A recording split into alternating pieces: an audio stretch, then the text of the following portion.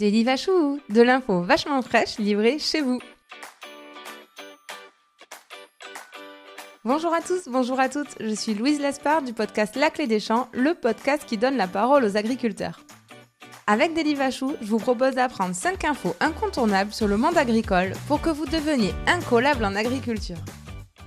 Allez, installez-vous confortablement, mettez les pieds sous la table. Aujourd'hui, on vous livre à domicile du riz. C'est parti pour tout savoir sur cette céréale qu'on apprécie tant. Première info, d'après les fouilles archéologiques, les premières cultures de riz datent de 9000 ans avant Jésus-Christ. Rien que ça. On en retrouve les premières traces en Chine. Mais il aura fallu attendre le XVIe siècle pour qu'on produise le riz en France.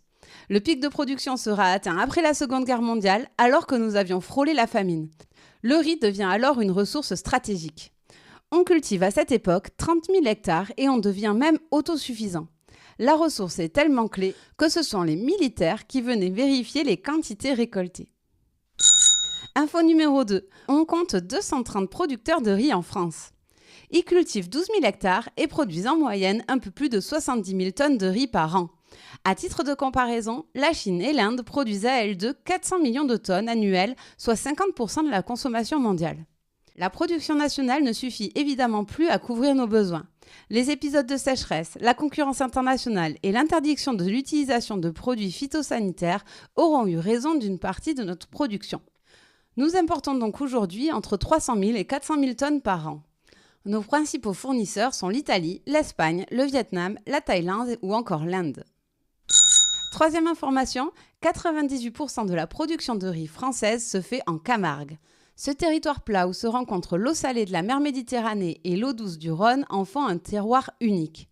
Dès le Moyen-Âge, les riziculteurs ont creusé des canaux pour faire circuler l'eau du Rhône sur le territoire et ainsi pouvoir produire du riz. Cette production génère aujourd'hui près de 2000 emplois directs en Camargue. Plus que ça, elle est indispensable à son équilibre écologique.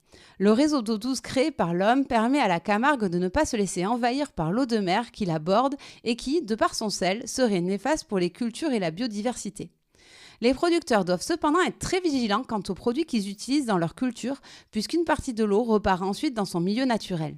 Preuve que la Camargue est terre de riz, il existe une IGP Riz de Camargue que je ne peux que vous recommander si vous le pouvez. Une fois que vous l'aurez goûté, vous ne mangerez plus que ça. Info numéro 4. Être riziculteur, c'est avant tout l'art de maîtriser l'eau. Au printemps, les riziculteurs ont besoin d'inonder les champs d'eau douce pour ensuite semer les graines dans l'eau. C'est l'égadier qui va s'en charger en ouvrant ce qu'on appelle des martelières permettant à l'eau du Rhône de se déverser dans le dédale de canaux. Les plantes pousseront les pieds dans l'eau et la tête au soleil jusqu'à la récolte qui a lieu autour de fin août. Pendant cette période, l'eau est constamment renouvelée car elle doit rester fraîche. Chaque année, c'est près de 360 millions de mètres cubes d'eau qui partent et reviennent dans le Rhône, soit l'équivalent de la consommation d'eau annuelle en Île-de-France. Enfin, dernière information, nous consommons en moyenne 5 kg de riz par an et par habitant. À titre de comparaison, les Vietnamiens en mangent 232 kg en moyenne et les Chinois 127 kg par an et par habitant. Nous consommons essentiellement du riz blanc.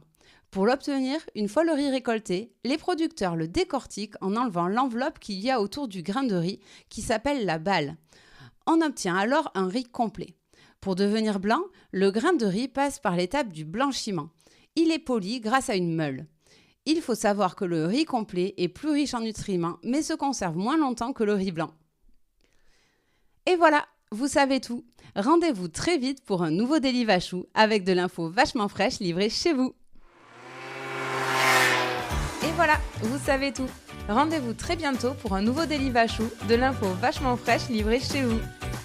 Mais avant de vous quitter, si vous travaillez de près ou de loin avec les agriculteurs, l'information suivante va vous intéresser. La Clé des Champs propose désormais des formations pour les entreprises et leurs collaborateurs. L'objectif ? Vous permettre de mieux connaître les réalités quotidiennes du métier d'agriculteur et les conditions de production de notre alimentation. Après avoir suivi un module en e-learning dédié à votre filière, vous aurez la chance de partir passer une journée en immersion à la ferme aux côtés d'un agriculteur. Pour plus d'infos et inscriptions, rendez-vous sur www.laclédeschamps-podcast.fr. À très vite!